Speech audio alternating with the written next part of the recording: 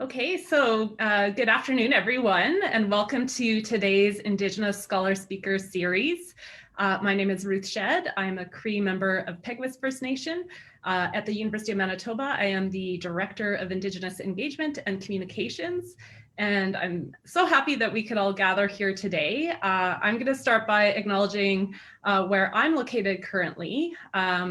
I am coming at you from Winnipeg, which is part of Treaty 1 territory.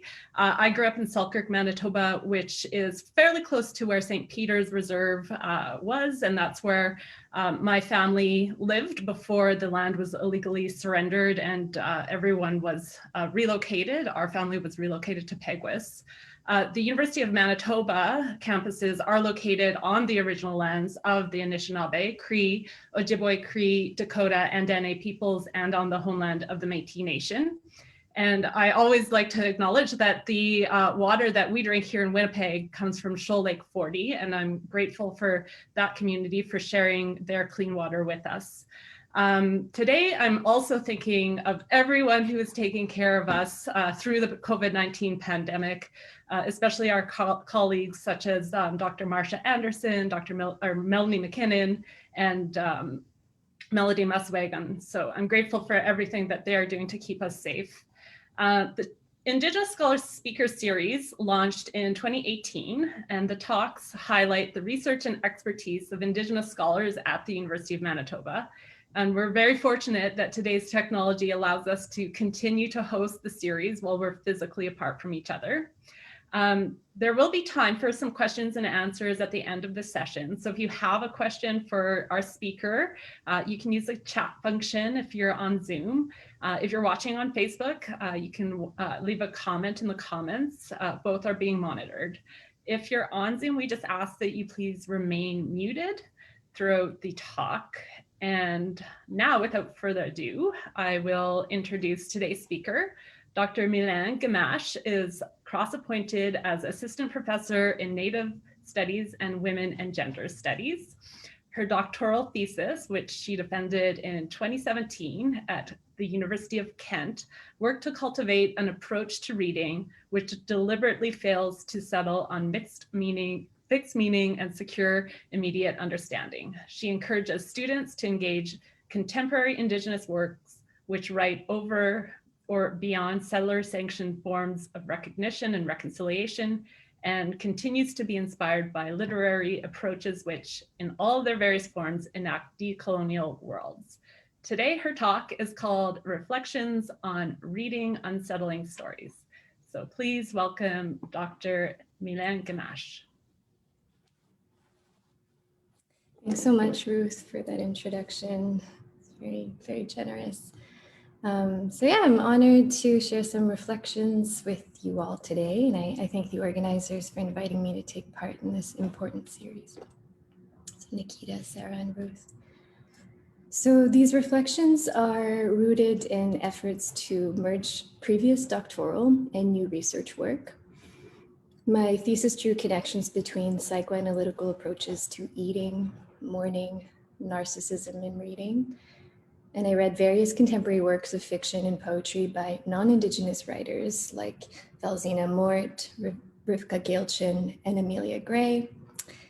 And I referred to these works collectively in the thesis as works of an unsettling genre. So it's way more clear to me now that these texts can really only be said to unsettle to the extent that they're able to elicit uncomfortable responses from some readers.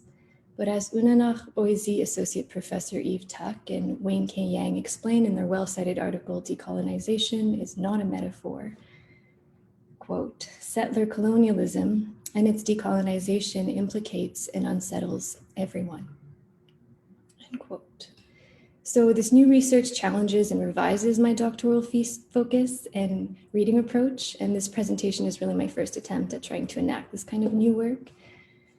So I explore throughout whether a particular short story written by Saskatchewan Métis and Neiyao writer Lisa Bird Wilson unsettles in a decolonial sense, And I do this by leaving open the question of whether stories are capable of generating this kind of physical and material unsettling, which decolonization requires.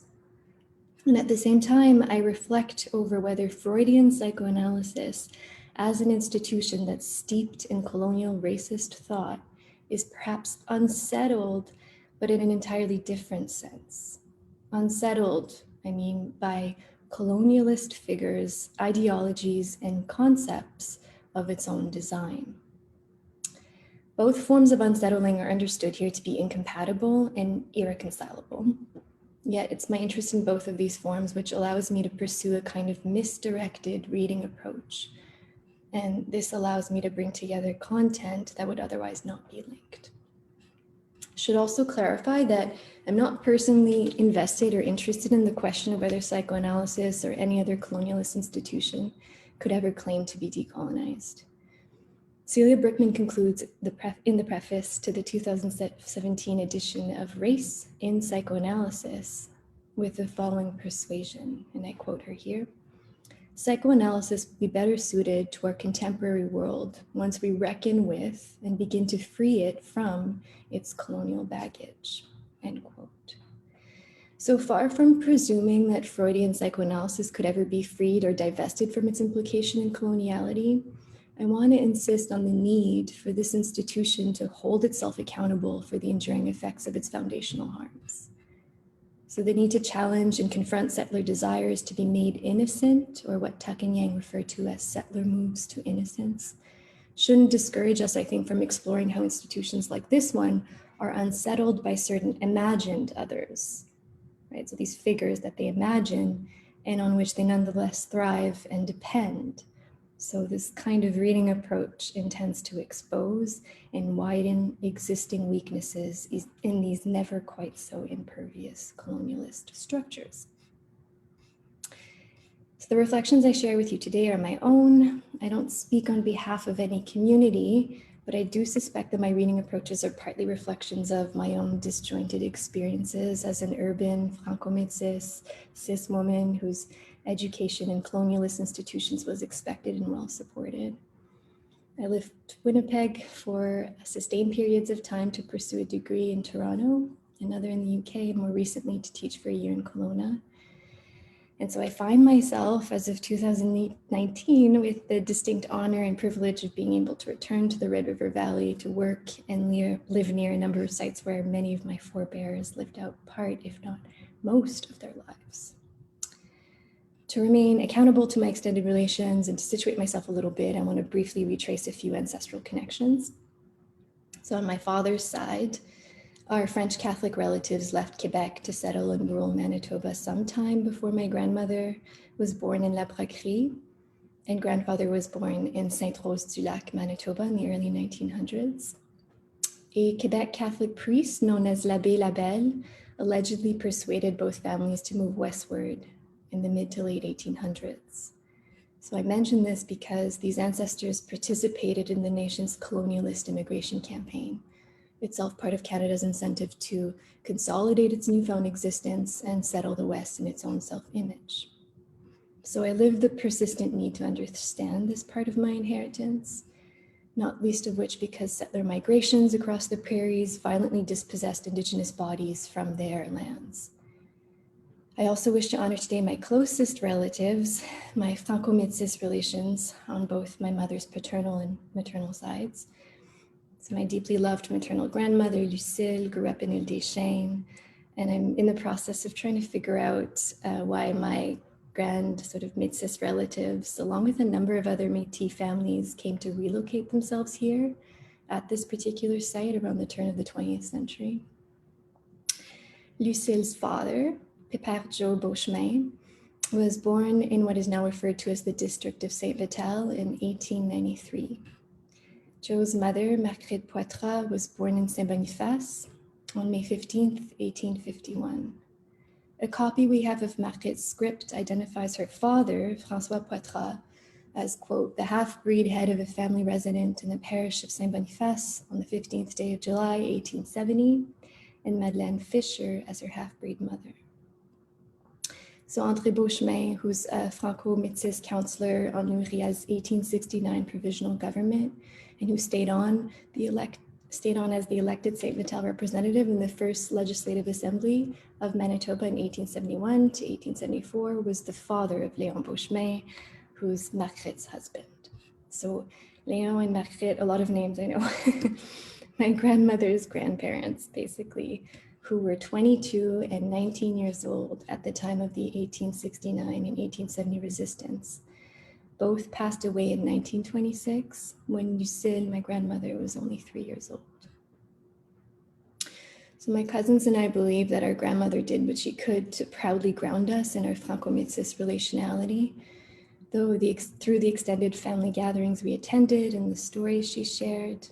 And while my mother insisted that my sister and I be remembered as citizens of the MMF in more recent years before her passing, the work of reconnecting to place, to community, and to relatives across the homeland is ongoing. In her contribution to the 2018 anthology on our missing and murdered Indigenous sisters, Anishinaabe community worker and Ojibwe language teacher Maya Odeamik Chikabe deconstructs what it means to live as Anishinaabe on the streets of Winnipeg and Toronto. Quote, to disappear me again and again in their inability to discover how their systems reproduce my missingness, end quote. In refusing to be missing and forgotten live, Chikabe insists on Anishinaabe being the undash settlers.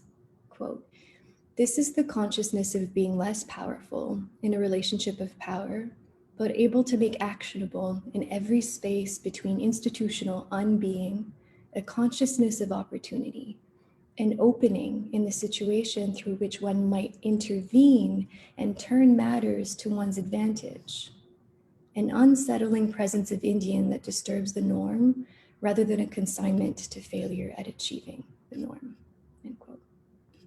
I have in mind in particular a story written by Lisa Bird Wilson, which I think makes actionable the very kind of opening Chikabe refers to through storytelling. The title of this piece is Mr. X, and the short story appears midway in her 2013 collection entitled Just Pretending. While I suggest that this story remains central in unlocking some of the most confounding aspects of colonialist thinking, far from setting out specifically to disturb colonialist ontologies, I argue that Mr. X unfixes, unfastens, or loosens something else entirely. So the figure of telepathy barely adjoins the two irreconcilable forms of unsettling that I mentioned previously, and which are the focus of this paper. The word telepathy appears a total of 3 times on the first 2 pages of Bird Wilson's 10-page story. Shortly after the protagonist, Beat, announces to the nurse that she is here to see Mr. X, Bird Wilson draws the reader's attention towards the patient's ambiguous name.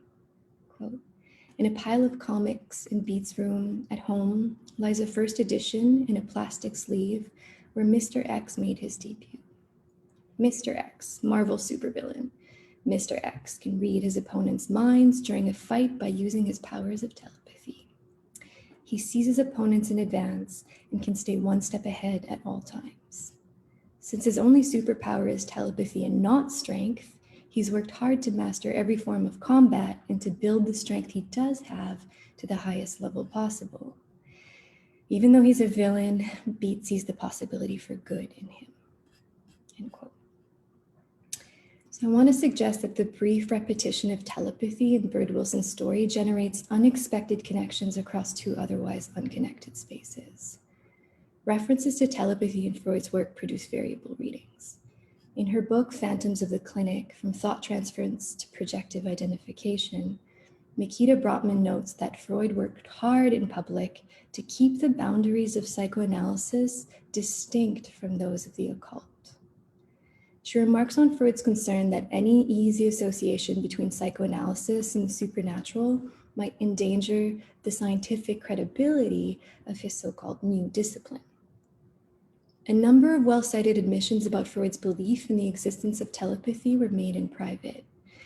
In a letter written to Ernest Jones in 1926, Freud remarks that his own conversion to telepathy is a private affair, like his Jewishness and his passion for smoking. And while he works at times to meticulously differentiate telepathy from thought transference, at other times the distinction seems less important. Freud makes a number of curious admissions in the Psychopathology of Everyday Life, which was published in 1901, where he confesses to, quote, having had a few remarkable experiences which might easily have been explained on the hypothesis of telepathic thought transference, end quote. And while the theme of telepathy is pronounced by Freud in the same letter to Jones as being in essence foreign to psychoanalysis, references throughout his numerous works to this so-called foreign body suggest that this figure commanded Freud's imagination and his so-called institution in more ways than one.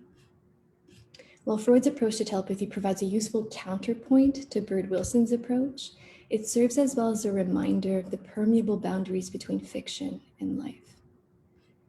To return to Bird Wilson's story here, quote, Beat fantasizes that Mr. X will use his powers of telepathy to see her and do just one act that will redeem him.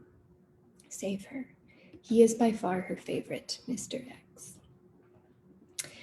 End quote. So if subtle references to telepathy in Bird Wilson's story can, at least in this reading, invite us to re-examine Fisher's and Freud's fraught institution, this same encoded word in her fiction reflects, as I hope to make clear in the end, the restorative power of Nehiyahu Mitchif stories like this one, which strive to physically safekeep and revive.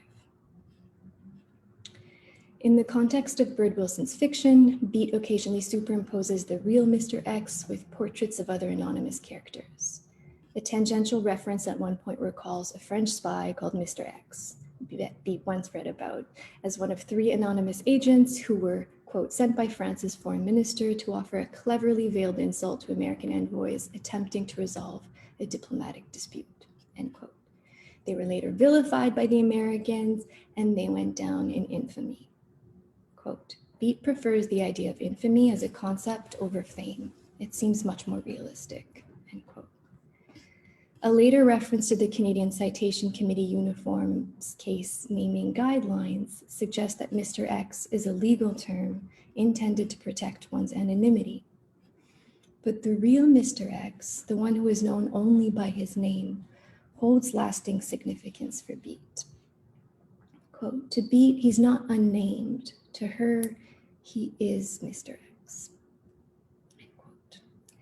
When Beat first sees Mr. X in his private hospital room, she's hardly able to look at him. Quote, she's seen a lot of things in her 16 years, but nothing like this. End quote. Bird Wilson, who is at all times one step ahead of her reader, colors in the violence that Mr. X has endured, one oblique glance and unsparing detail at a time. Quote, she looks at his hands because she can't look at his face.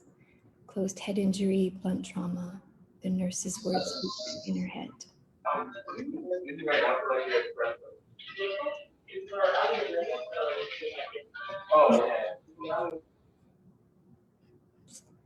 This isn't him. Beat's internal voice chimes in and occasionally relieves the reader from the effort to read between Beat's thoughts. Beat tries to remain quiet in his presence as if to give ample space to his own unconscious musings. Quote, tentatively, she puts her hand out, safely traces the place on his wrist where she imagines a tan mark from his wristwatch lingers. She already knows the watch has been stolen, along with his other possessions, jacket, boots, wallet, ID, jewelry. She shivers to think of him alone and cold in the February night after he left her place. End quote. Eventually she does speak. She tells him, I waited for you.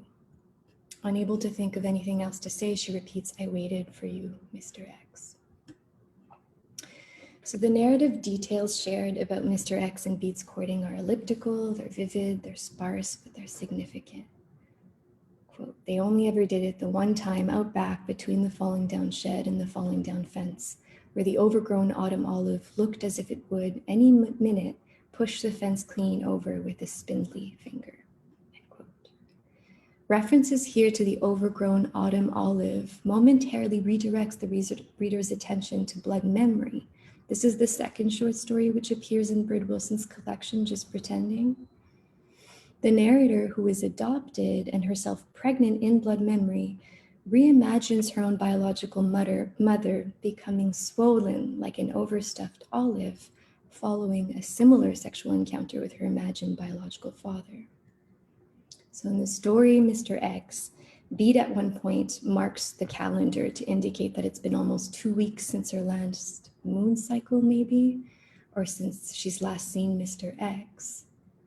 The reference in the concluding paragraph to a transparent tadpole listening, so this is like an embryonic form of life to which I'll return later, recalls an earlier passage again from blood memory, which circles around, quote, and this is a longer passage here from blood memory, a word bobbing about in the depths, tickling a tadpole, the word waiting to be picked up and held in the palms of 2 hands, examined then crushed to the chest, rubbed into arms over shoulders, across the belly, the word more than word, to be inhaled, then expelled bit by bit with every breath, the word Métis, end quote.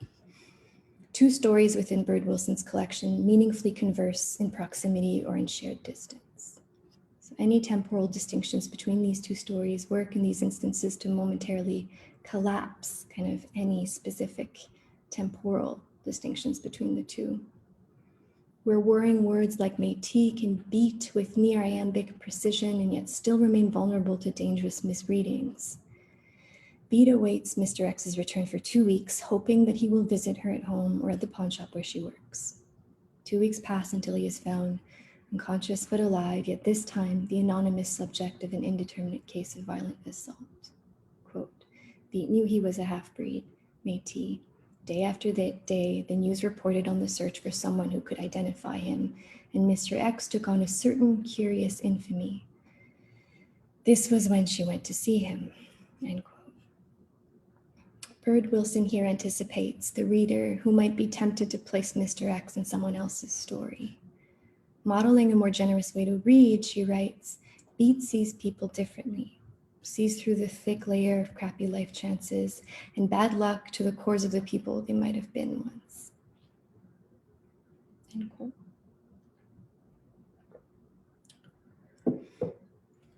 Okay, so as Alicia Washura, member of Cowlitz Indian tribe, and Teresa Warburton Wright in the introduction to Shapes of Native Nonfiction, quote, Native writers don't shy away from experimenting with form in order to explore the painful and the violent.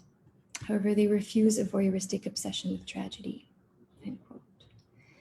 Similarly, Bird Wilson's writing engenders worlds which resist what Eve Tuck elsewhere refers to as a damage-centered narrative approach and deficit research model, which looks to reproduce Indigenous pain and brokenness in a way that forecloses complex subject formations, reaffirms settler assumptions, and deliberately fails to consider context. So to quote Eve Tuck here, without the context of racism and colonization, all we're left with is the damage, and this makes our stories vulnerable to pathologizing analyses, end quote. Avery Gordon foregrounds the concept of complex personhood in the first few pages of her introduction to Ghostly Matters. Bird Wilson's narrative approach reflects aspects of this conceptualization when she reminds us, as Gordon writes, that, quote, even those who live in the most dire circumstances possess a complex and oftentimes contradictory humanity and subjectivity that is never adequately glimpsed by viewing them as victims, or on the other hand, as superhuman agents, end quote.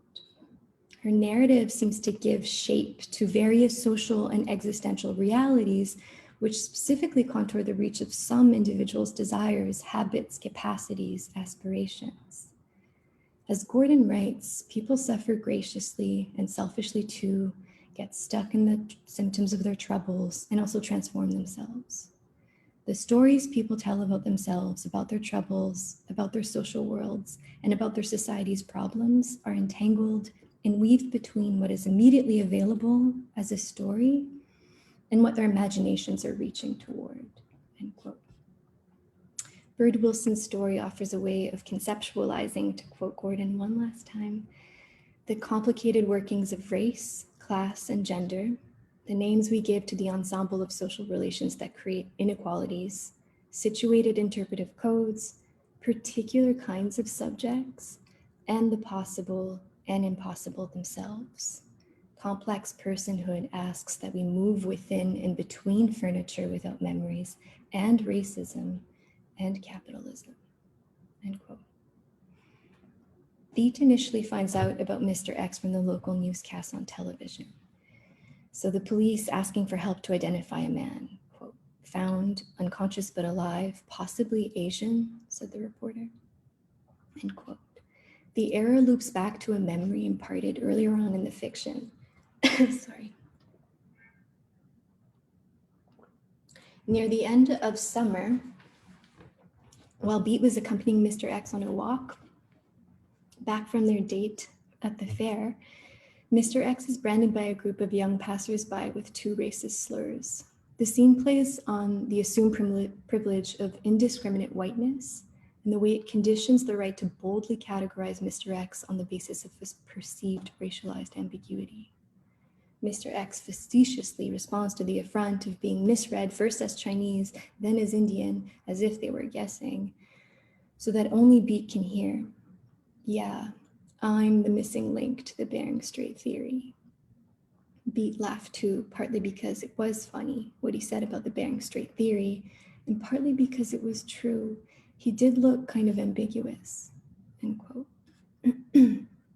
With humor, Mr. X asserts command over the absurdity of this encounter where he's momentarily pinned between one racist stereotype and another racist misnomer. The idea that Mr. X becomes the subject of curious infamy assumes another layer of meaning here when we consider the ways Indigenous bodies are apprehended and targeted by settler colonialist imaginaries. While Mr. X's racial ambiguity at once unsettles and exposes the persistence of such reductive and racist classificatory readings, the ambiguous circumstances which led to his coma-induced state seeps in here as a reminder of the violence which these seemingly benign remarks at once embolden and normalize. Vine Deloria Jr. writes in Red Earth, White Lies that the Bering Strait is, quote, simply shorthand and scientific language for I don't know, but it sounds good and no one will check, end quote. The various so-called scientific communities which uphold the land bridge theory as fact are gradually deconstructed in Deloria's work. He reveals instead a poorly concocted anthropological narrative that is itself based on deeply unfounded and misguided assumptions which, far from reflecting Indigenous peoples' earliest collective memories and creation stories, is clearly designed to protect its own increasingly discredited claims. Quote, since American anthropologists and archaeologists are committed to supporting an outdated interpretation of human origins that sees Neanderthal as a predecessor to Cro-Magnon, that can only mean that American Indians are latecomers to this hemisphere, having had to wait, at least in the minds of scholars, until Neanderthal evolved into Cro-Magnon, and then for a convenient ice age when the North American continent could be linked with Asia, end quote. Deloria Jr. argues that settler colonialism and its earliest institutions, which include the invasive methods of 19th century anthropology, work together to reaffirm the mythology that, quote, North America was a vacant, unexploited, fertile land waiting to be put under cultivation, end quote, in ways which conveniently erase settlers' violent strategies to clear and disappear the original occupants of these lands. So according to this reading then, the use of the Bering Strait theory works to re-legitimize settlers' fraught efforts to justify their title to these stolen lands. We need only read the first paragraph of Freud's Totem and Taboo to understand the universalizing scope and intent of his 1913 project. Under the subheading, The Horror of Incest, Freud writes, and I quote, prehistoric man, in the various stages of his development, is known to us through the inanimate monuments and implements which he has left behind, through the information about his art, his religion, and his attitude towards life, which has come to us either directly or by way of tradition, handed down in legends, myths, and fairy tales, and through the relics of his mode of thought, which survive in our own manners and customs. But apart from this, in a sense, he is still our contemporary. There are men still living who, as we believe, stand very near to primitive man, far nearer than we do, and whom we therefore regard as his direct heirs and representatives. Such is the view of those whom we describe as savages or half-savages, and their mental life must have a particular interest for us if we are right in seeing in it a well-preserved picture of an early stage of our own development, end quote. So Celia Brickman explains that the strategy in Totem and Taboo to posit primitivity as a universal feature of all humankind was part of an effort to dethrone the imperial European subject. As the argument goes, Freud intends to reveal intimate proximity where absolute distance had been previously assumed and required in order to sustain the colonialist myth of civilized superiority. As Brickman writes, by unquestionably adopting Lamarck's theory of the inheritance of acquired characteristics, Freud is able to maintain that so-called primitive stages along the developmental trajectory of the mind did not disappear, but actually endured in the unconscious, capable of resurfacing at any moment in dreams or symptoms, and threatening to disturb the achievements of the civilized psyche, end quote. So Freud understood the unconscious as the psychic repository for so-called primitive mental formations. If the unconscious is the mind of primitive man for Freud, this is because both the unconscious and the construct of so-called primitive man were considered evolutionarily and developmentally prior, where time and simplicity and structure are concerned. According to Brinkman's own analysis then, Freud's thinking further re-entrenches the racist evolutionary anthropological taxonomies he allegedly set out to unsettle. As if he were directly confronting the remissive assumptions embedded in Freud's work, Vine Deloria Jr. recontextualizes the implications of any kind of related projects in his work, Red Earth, White Lies. Again, I quote Vine Deloria here. If tribal peoples represented an earlier stage of human evolution, everything they said, believed, or practiced must necessarily reflect a stage of superstition from which Western Europeans had emerged. Therefore, their traditions were simply fairy tales made deliberately to explain a cosmos which they feared. Their technology was a proto-version of plows, reapers, combines, and food processing plants, which we see in modern industrial society. Their memories of past experience were clouded with superstition, and their religious beliefs were the lowest stage of animism, which produced a life of fear of spirits, end quote. While Brickman notes that Freudian psychoanalysis is, quote, susceptible to playing a pivotal role in the transmission of racism, she insists that Freud's ambitions were not racist, that he borrowed liberally from the racist colonialist discourse of the anthropologists of his time, and that he developed psychoanalysis as a universal theory of the mind, partly as a way to respond to the racist discourses of his day. But even if we can entangle Freud's efforts to disturb European assumptions about the superiority of civilized public and private life, one could nonetheless argue that works like Totem and Taboo build on and perpetuate fundamentally flawed and deeply damaging analyses of non-European people's psychic imaginaries. Freud's armchair position relieved him from critically assessing the credibility of his own anthropological sources, and this overwhelming lack of accountability enables him to adhere to evolutionary theories which had, by the turn of the 20th century, been largely discredited and rejected. This has profound implications for all of psychoanalysis and provides yet another glimpse into the work of an imperialist subject whose generalized analysis homogenizes difference and reproduces in its place a kind of distorted spectrum of sameness. What continues to unsettle psychoanalysis, if this is even the appropriate word here to use, is not only this imperialist subjective blind spot, which is actually a foundational error and horror, which Freudian psychoanalysis invariably reproduces, but also an aspiration that's maybe more personal in nature. Freud himself expressed open and frequent struggles with his own tendency towards superstition.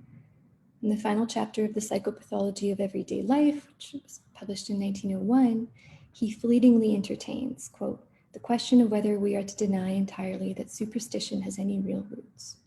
whether there are definitely no such thing as true presentiments, prophetic dreams, telepathic experiences, manifestations of supernatural forces and the like, to which he immediately responds, quote, I am far from meaning to pass so sweeping a condemnation of these phenomena, end quote. So part of me wonders if Freud's superstitious inclinations, even his own conversion to telepathy, could have informed his ideological commitment to bringing the so-called primitive man in closer proximity to the so-called civilized man. It could betray an aspirational longing on his part to be somehow more like this imagined figure of indigeneity. And this desire could have numerous contemporary correlates, as ongoing cases of race shifting might suggest. But I leave here this half-formed, open-ended proposal because it exceeds the scope of this paper to explore it any further.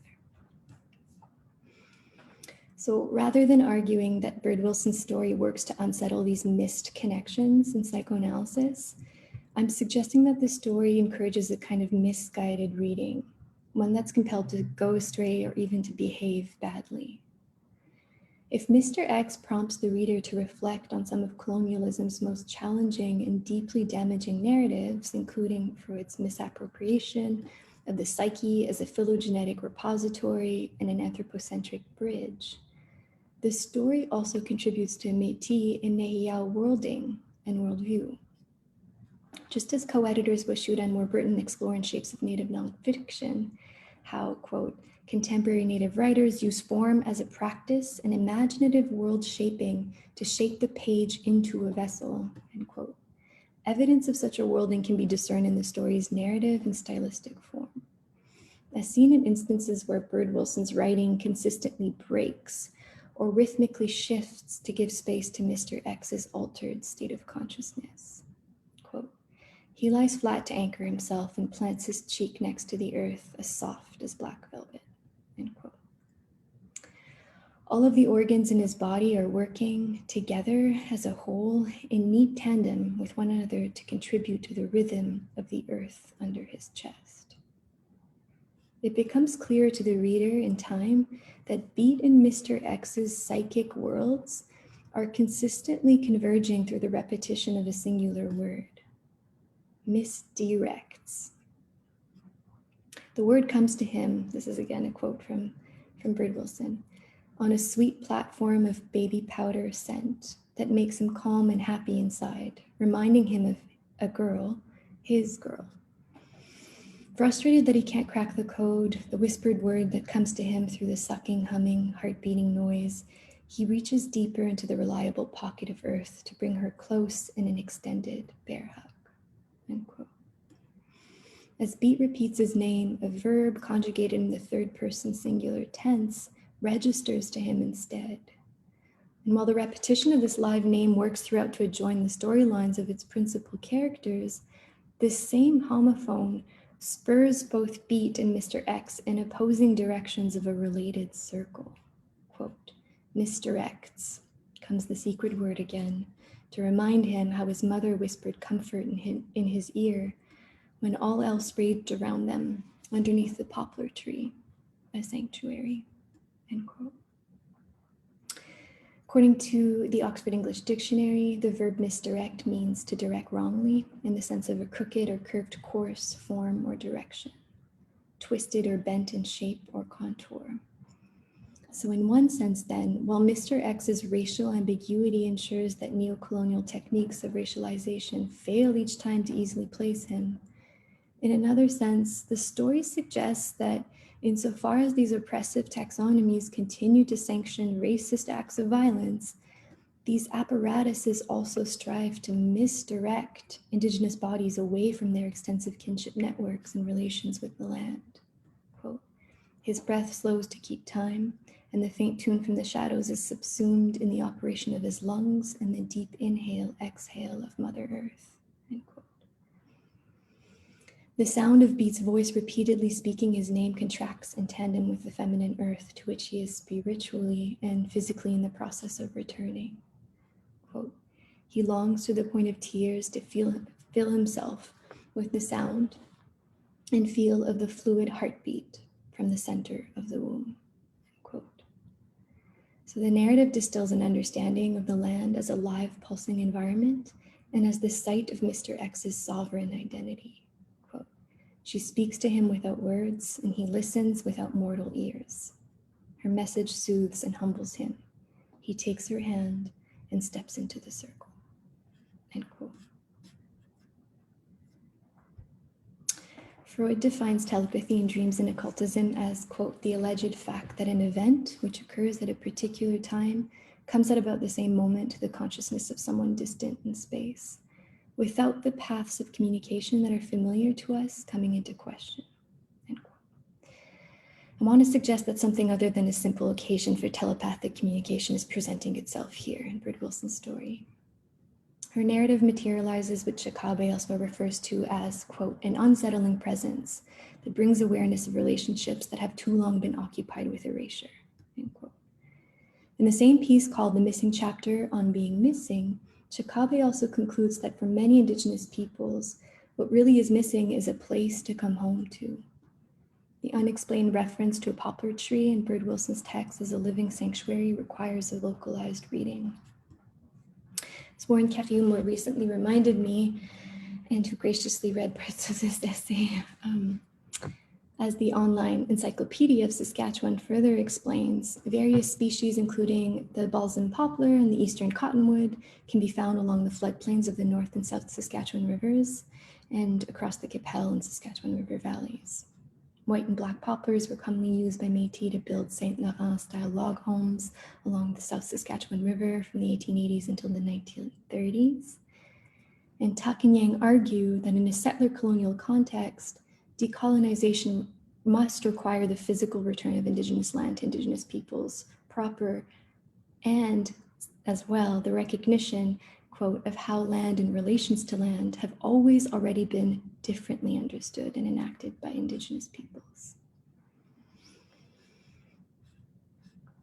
Through her work with two Nehiyaw leaders, Elder Stella Blackbird and Chief Tammy Cook Searson from the Lac La Ronge Indian Band, Margaret Kress engages with the Cree concept Mamatowisoin. Translated by Cree scholar and philosopher Willie Ermine as the capacity to, quote, connect to the life force that makes everything and anything possible, Kress adds that it communicates a Nehiyaw understanding of the earth energy as feminine. While both Elder and Chief retain the customs of the woodland and the Willow Cree, the possibility that Bird Wilson's narrative similarly makes anything and everything possible presents itself near the end, when an unexpected item returns to Beat. A young woman, 20 years of age, enters the pawn shop the day after Beat's hospital visit. Quote, the woman approaches Beat and slips a man's watch from her wrist and lets it clatter to the scarred counter.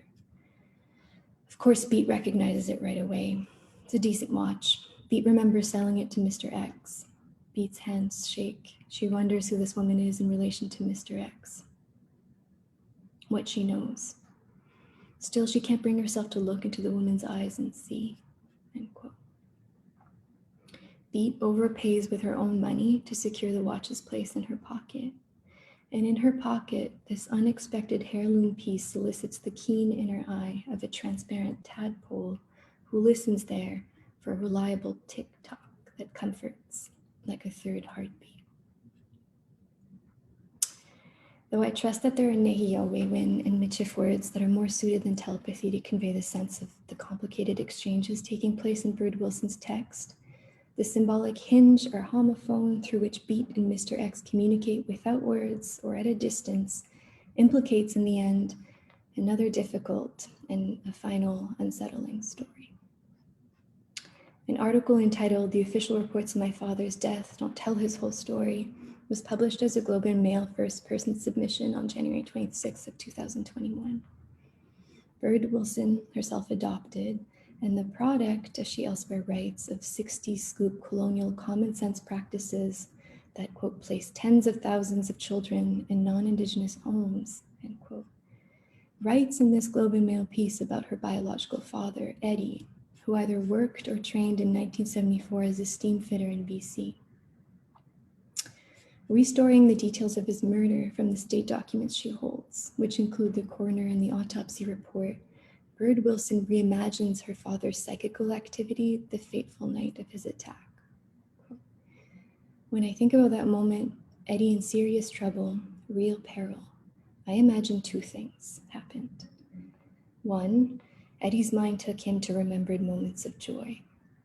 Here I imagine my father at Indian sports days on the reserve, his eyes squinted up in his head as he grins into the midday sun. Or holding hands with my mother, both of them so young, untainted by the world. And second, I believe at that moment of assault, it began to lightly snow. Big, gentle flakes so Eddie would be less alone. End quote. The parallels between both stories can be found in the cross-references. Eddie is found unconscious in the snow the following morning, his boots, jacket, and wallet stolen.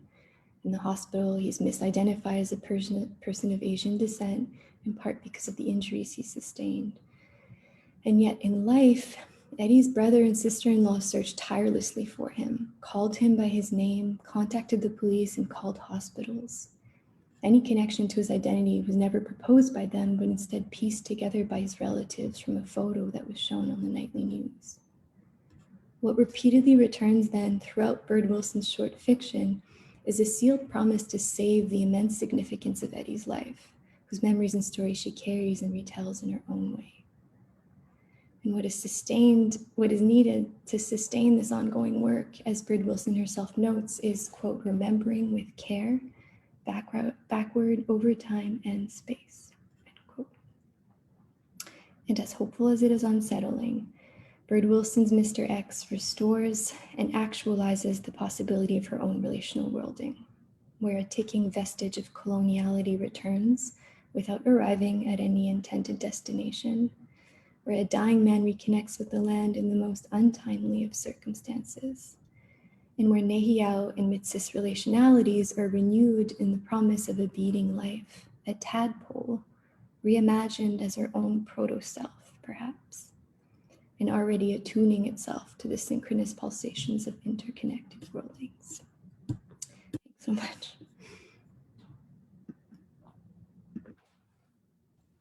Thank you so much, Dr. Gamache.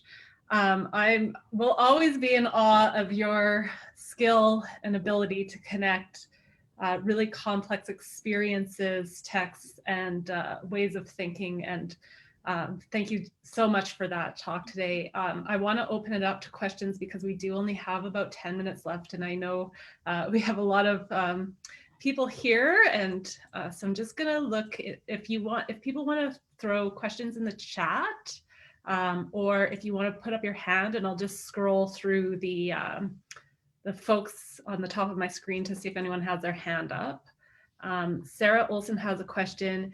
Do you think creative nonfiction, traditional and origin stories, and Bird Wilson's story that you shared can play a part in informing systemic decolonization efforts? Why or why not? A well-crafted question, Sarah. Okay, so do you think creative nonfiction, traditional origin stories? So it's kind of the question that the paper poses without really posing kind of directly, partly asking whether stories can actually contribute in a sort of meaningful physical sense to the work of decolonization. And I think they can. And I think part of the larger arguments that I want to make in future work and work that I'm working on is thinking about these stories and the worlds that they actually build and shape. And part of what I'm interested in doing as well is like collaborative reading practice and thinking about like when we all come together and read something, how do we enact that world as well, right? So that it's not just something that we read and leave on the page. It's also something that like shapes your thinking, shapes your actions, shapes your relationalities. So that's some of the, yes, I definitely think that it can. I think that the question about decolonization itself and the sort of work that it can do needs to be led by Indigenous peoples to a certain extent, and then also thinking about the ways in which that needs to be bridged on through solidarity, right, with others. Thanks for the question. And Sarah's put in the chat, thank you so much for this fantastic talk. And she would love to join the collaborative reading. So you have one sign up already. So I'm just looking again through to see if anyone else has a question. You can just raise your hand or put your question in the chat. Should probably use gallery view. That might be a little bit easier. Oh, Warren, Dr. Cariou.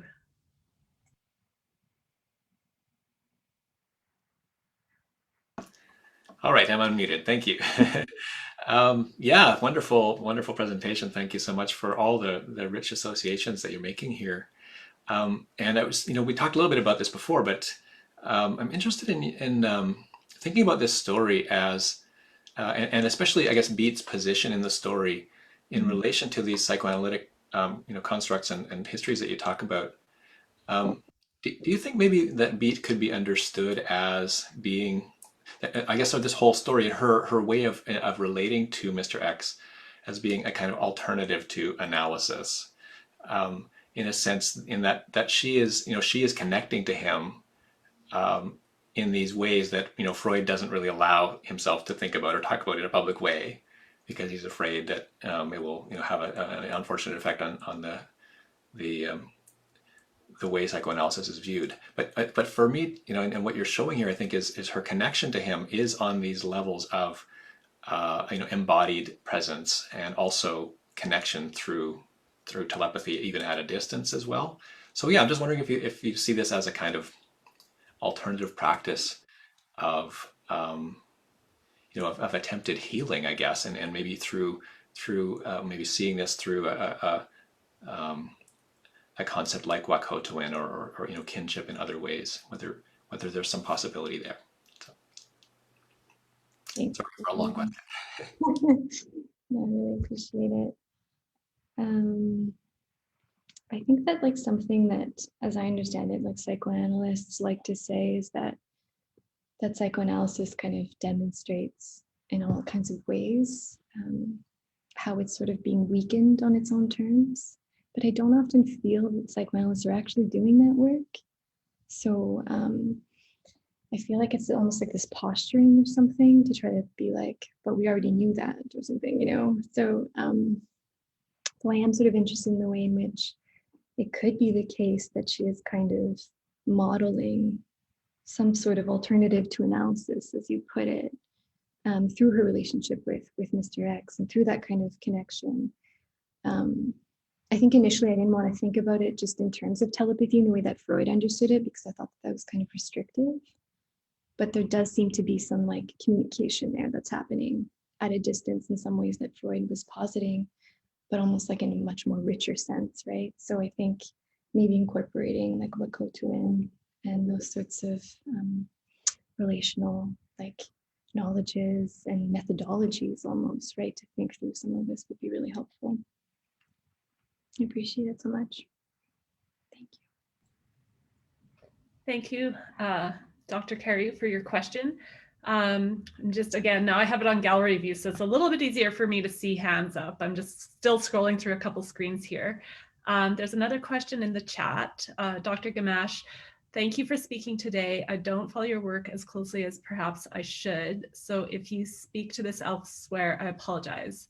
Some psychoanalytical schools of thought seem to make the case that continual, and that's in brackets with a question mark, reframing of the process is a solution. That is, psychoanalysis is at times successfully redundant, shades of Yoakum and Frank.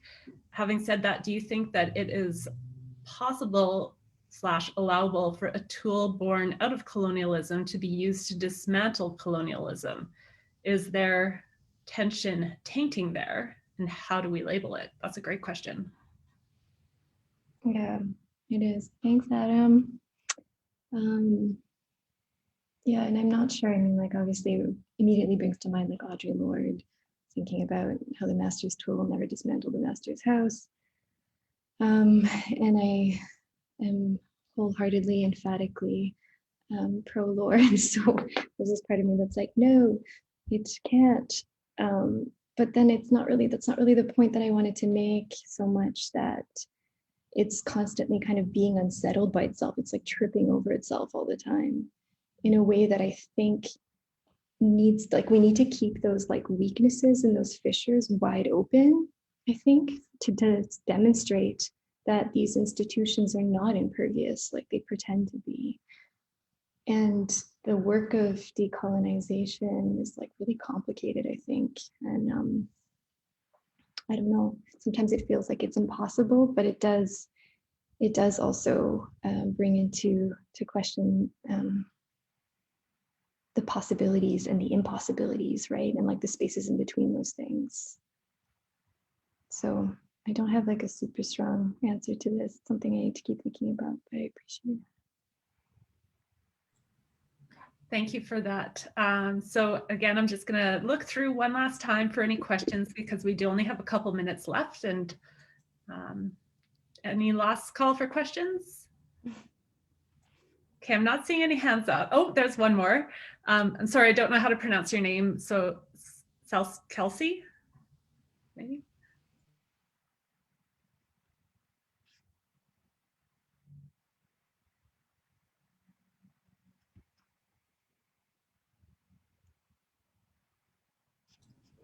Can you unmute? Okay, there we go. I'm so sorry. I'm like trying to unmute myself and it wouldn't let me, and then I felt really awkward about it. So sorry about that. It's Celeste.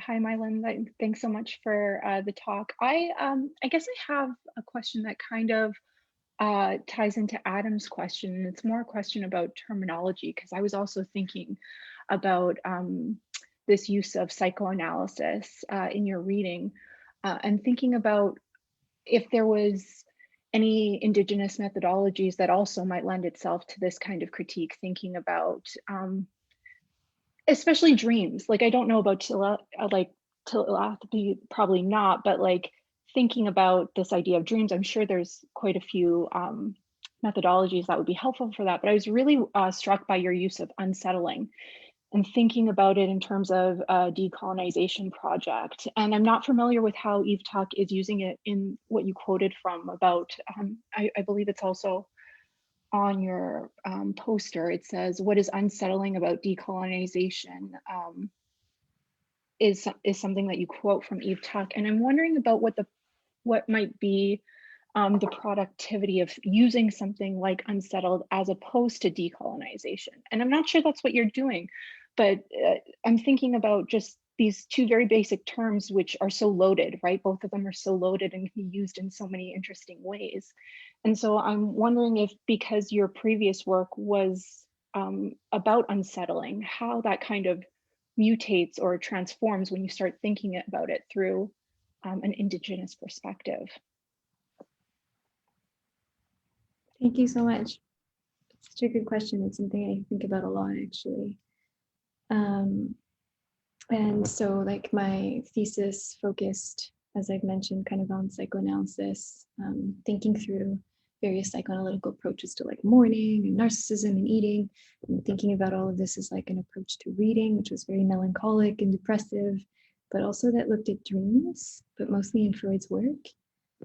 And so like now when I look at my thesis, and like the limitations of that analysis are so obvious to me, because it was, in a way, it was trying to unsettle settler colonialism on its own terms in the way that Adam is kind of thinking about. So that if it's like unsettling, and the difference between decolonization and unsettling is a kind of tool or a method to do that sort of work, I kind of do prefer unsettling to decolonization. I think it's like a continual attack, in the way that I kind of understand, a continual way of unsettling, so that it eventually really weakens continuously. It just feels like it's really powerful. So that's sort of what I am interested in thinking through.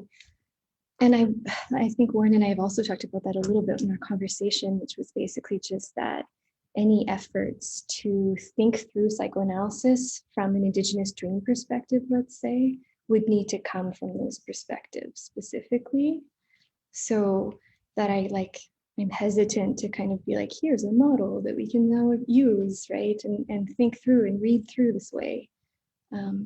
That we all kind of, if this is something that would make sense from an Indigenous perspective, that's like looking at dream work, then I would sort of encourage that, but I wouldn't want to be the one that thinks that way yet, unless I feel like I've encountered the stories that would allow me to think that, but I don't know if I want to do that. Sorry, that's a whirlwind of an answer. I like that move from the language of decolonization to unsettling. I struggle with the word decolonization so often because we talk about it using English. So it just seems a little bit awkward to do so. Thank you again so much, Dr. Gamache, for your talk today. Unfortunately, we have run out of time.